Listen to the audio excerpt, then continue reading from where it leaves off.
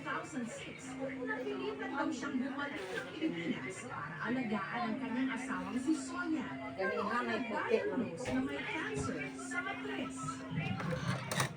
Matapos ang 2 taon, si Sonia namatay.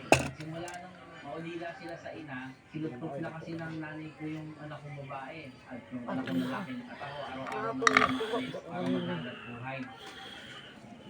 Pinasok ni Elmer ang pagiging food delivery rider. Araw-araw, pumapadyak siya ng halos 2 oras papuntang Ortigas kung saan siya maghihintay ng mga order.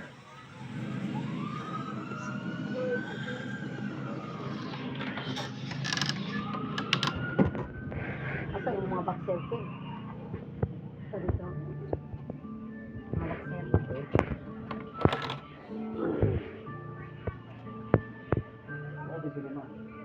Ito na wala. Mahirap po yung mag-deliver ng pagkain. Napakainit po. Pagkainulan po, basa ka talaga. May mga pagkakataon din daw na sa halip na kumita, napapaabono pa siya tuwing nabibiktima ng Wala po akong kumita dahil nakakatulong sa scam. Masakit sa kalooban kasi nagbibisikleta ako eh. Literal na ang pumunang ko, dugo at pawis.